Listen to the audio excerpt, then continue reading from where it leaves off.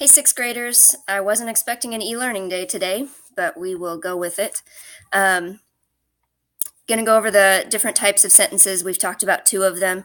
Going to introduce you to complex sentences today for e-learning. And then I've got an assignment on no red ink for you to do. It's simply with placing commas in complex sentences. I'll put these notes on Classroom for you, and then you know how to sign into no red ink. And I'll kind of walk you through that as well. So the two types of sentences we've talked about already are the simple sentence and the compound sentence. You guys actually took these notes in your notebook. The simple sentence is one independent clause, and I think everybody understood that well. The compound sentence, two or more independent clauses. So Joe plays basketball is independent. He likes baseball more is independent. We talked about how you can join these two sentences with a comma and a conjunction, a fanboy coordinating conjunction, or with the semicolon. The last type of sentence is the complex sentence. It is one independent clause and one or more subordinate clauses. Remember, a clause, whether it's independent or subordinate, has a subject and a verb, but the subordinate clause cannot stand by itself as a sentence. So here are two examples. They're actually the same words, but the subordinate clause is in red. And you could tell when you start the sentence with a subordinate clause, with a subordinate conjunction, you need the comma. When you end the sentence with a subordinate clause, you do not need the comma. And that's basically what the no red ink is going to go through and practice with you. If you keep scrolling down in your notes, it just goes into detail here. If the sentence starts with a subordinate clause, a comma is needed. If the sentence starts with the independent clause, no comma is needed. You can look for and use the subordinating conjunctions to write complex sentences. And also on these notes, you guys took these in your notes as well. We talked about the subordinating conjunctions, thinking about a white bus, and these are some examples of the subordinating conjunctions. They are also on no red ink if you look at the lesson. Okay. So once you go to, again, these notes will be on Classroom for you. Once you get into no red ink, it should show that you have an assignment, commas in complex sentences. I just assigned a practice for now.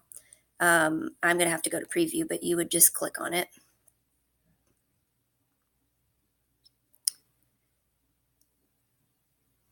And do notice there are two lessons, okay? So if you finish the first one, you need to go back and also finish the second one.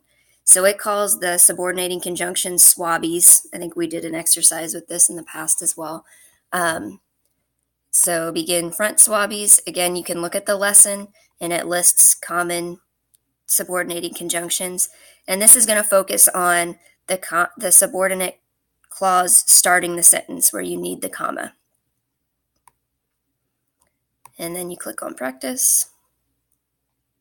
You guys have done this before, so hopefully it's easy going. Before Senna baked the cupcakes, he asked if I wanted vanilla or chocolate frosting. I just have to fix any punctuation or capitalization errors. Well, all I want to do is pull the comma and put it between my two clauses. Before Senna baked the cupcakes is subordinate, so I want that comma. Submit answer. Probably won't let you complete the level that quickly. Until Moaning Myrtle buys a new car, she will use her tricycle to get to work. Pull the comma in between the two clauses. Submit answer. So most of these are going to go in a pattern, kind of to teach you through it. They're all going to start with a subordinating conjunction. So you have to find where that clause ends and the independent starts. While President Snow was relaxing on the beach, he spotted a pirate ship in the water. If you read it out loud to yourself, you can also kind of see where you pause for the answers.